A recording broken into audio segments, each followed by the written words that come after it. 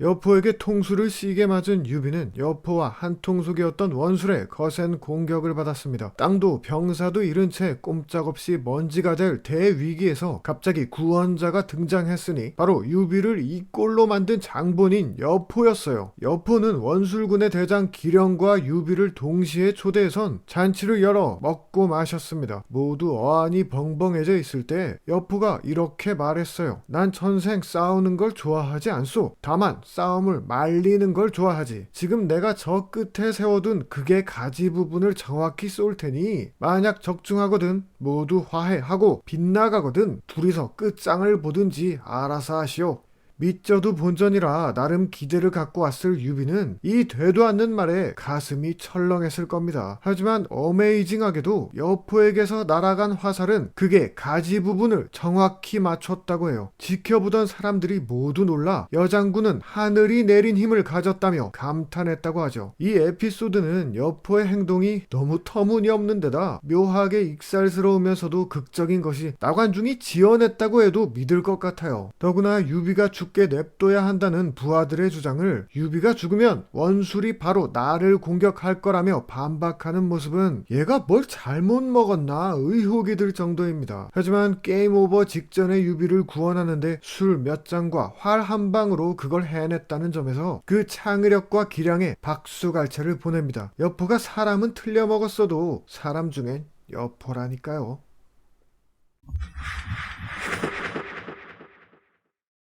지금은 종영된 TVN의 책 읽어드립니다. 삼국지 편에서 패널로 나온 모 교수는 평주에서 백성들을 껴안고 피난길에 오른 유비를 쓰레기라고 했습니다. 솔직히 말하면 전 그 방송을 보고 거의 거품을 물었어요. 아니 여러분, 진심으로 저게 말 같은 소리라고 생각하시나요? 물론 유비가 조조군이 덮쳤을 때 가족도 팽개치고 튀긴 했습니다. 그런데 이거 하나는 인정해야죠. 유비가 차마 백성들을 버리진 않았다는 거요. 중간에 관우를 강릉에 보냈다는 건 유비 자신도 그 자리를 피할 수 있었단 겁니다. 그런데 그 지경이 될 때까지 남아 있었어요. 왜? 수만 백성들이 걸어서 자기를 따라오고 있어서요. 해당 패널은 삼국지는 일종의 내전이라며 당시 점령지의 백성을 죽이는 일은 별로 없었다고 말했습니다. 그러면서 곧바로 조조가 안전하게 백성들을 이주시킨 적이 있다며 조조를 칭찬해요.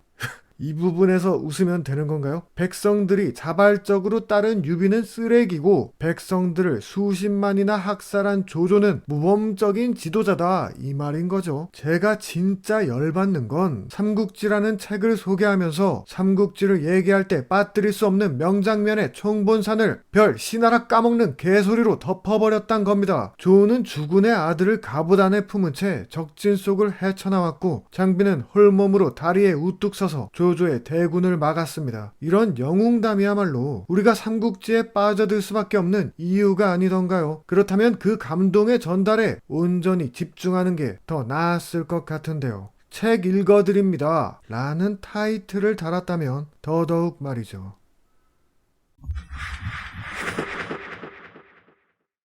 조조와 유비가 난세에 막 뛰어들었을 땐 둘은 꽤 좋은 친구였던 것 같습니다. 소설과 달리 유비가 반동탁 연합 때 함께한 사람은 사형이었던 공손찬이 아니라 바로 조조였거든요. 서주의 일을 계기로 좀 엇나가기 시작했어도 난세는 다시 조조와 유비를 뭉치게 만들었습니다. 여포의 공격으로 근거지를 잃은 유비가 예전에 그랬던 것처럼 다시 조조에게 의지한 것이었죠. 당시 공이라곤 개뿔도 없던 유비를 조조는 단숨에 좌장군이라는 초요직에 임명했으며 어디서나 유비를 자신의 옆에 나란히 앉히는 등 가히 파격적으로 대우했습니다. 하지만 실상 유비는 조조 못지않은 야심가인데다 엎친 데 덮친 격으로 황제로부터 조조 암살의 밀조까지 받는 바람에 티를 못 내서 그렇지 속은 타들어가고 있었어요. 그 속을 아는지 모르는지 급기야 조조는 유비에게 이런 말을 하기에 이릅니다. 천하의 영웅은 그대와 나 오직 둘뿐이요. 원소 같은 무리는 여기에 낄 수가 없지.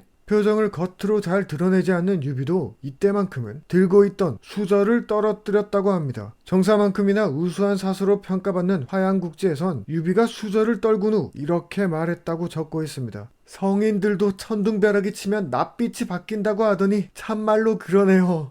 때마침 친 천둥에 지린 척하면서 조조의 말을 어물쩍 넘겨버린 것이었죠. 저는 이 장면에서 두 가지 부분에 감탄을 금치 못했습니다. 하나는 유비의 임기응변 능력이고 하나는 조조의 통찰력이에요. 이쯤 되면 둘이 함께 나오는 모든 장면이 삼국지의 명장면이라 해도 될 것 같습니다.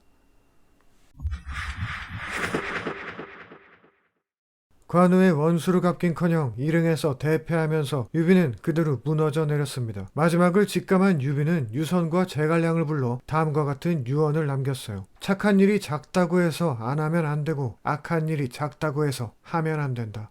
아들 유선에게 남긴 이 유언은 명언 중의 명언으로 지금까지 회자되고 있습니다. 하지만 이 멋진 말도 제갈량에게 남긴 유언에 가려진 감이 있는데 당시 시대상으론 믿기 힘들 정도로 충격적인 내용이었기 때문이었어요. 내 아들이 보필할 만하다면 최선을 다해 주시오. 만약 그렇지 못하다면 승상이 직접 제위에 오르시오. 임종전 탁고라는 건 신하로선 가장 영광스러운 일이지만 권력이 집중되기 때문에 왕권의 위험을 동반하기도 했습니다. 위나라의 조비는 사마이라는 거물에게 혼신의 탁고를 남겼지만 정작 그는 쿠데타로 나라를 강탈해버렸죠. 그런데 유비는 아예 제갈량에게 직접 황제에 올라도 좋다고 말해버렸어요. 제갈량은 눈물을 펑펑 흘렸고 뼈가 삭도록 일하다가 북벌 중에 사망했습니다. 흑자는 유비의 유언을 들어 마음에도 없는 말로 제갈량에게 부담을 줬다고 하지만 저는 이 둘의 유대를 볼 때 아주 마음에 없는 소리도 아니었다고 생각합니다. 설령 유비 특유의 사람 쓰는 능력이었다고 쳐도 높이 평가할 수밖에 없는 것이 신하에게 저런 말을 남긴 황제가 유비 말고 또 있던가요? 상호간의 절대적 신뢰가 아니고서는 완성시킬 수 없었던 명장면. 단연코 유비와 제갈량은 천년만년이 지나도록 군신관계의 모범으로 남을 것입니다.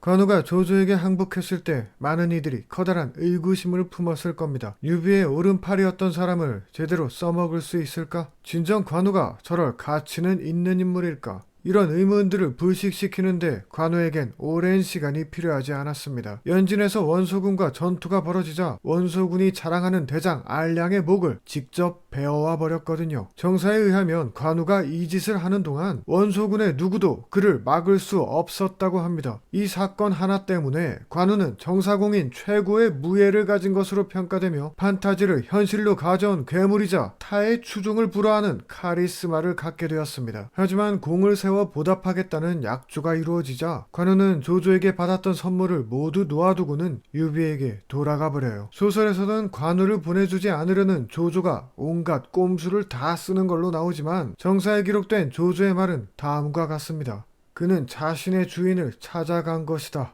뒤쫓지 말라. 조조와 관우 두 사람 모두에게 분명히 어려운 선택이었을 겁니다. 냉정히 말해 관우가 조조의 밑에서 알량을 죽인 일은 그때까지 유비 밑에서 했던 모든 일을 뛰어넘는 것이었어요. 그럼에도 황제를 모시는 조조를 떠나 빈털털이나 마찬가지인 유비에게 돌아가는 모습은 관훈장이 왜 의리의 화신으로 떠받들여지는지 명백히 인증하는 장면이었죠. 또한 떠나는 관우를 붙잡지 않고 이 아름다운 스토리를 완성한 조조의 선택엔 무한 리스펙을 보내지 않을 수 없습니다. 조조가 뻘소리를 날릴 때마다 거침없이 까던 배송지조차 이 일에 관해선 다음과 같이 적고 있어요. 조공은 관우가 언젠가 자신을 떠날 것임을 알고도 영입했고 관우가 떠날 때엔 추격하지 않아 그 의를 이루어지게 했다. 패왕의 도량을 가지지 않고서는 어찌 이런 일이 가능하겠는가? 이는 실로 조공의 훌륭한 행동이다. 자신이 정한 주군을 찾아 모든 걸 버리고 떠나는 관우와 모든 무대를 마련해주고선 쿨하게 보내준 조조. 이 개멋진 상남자들을 어쩌면 좋을까요?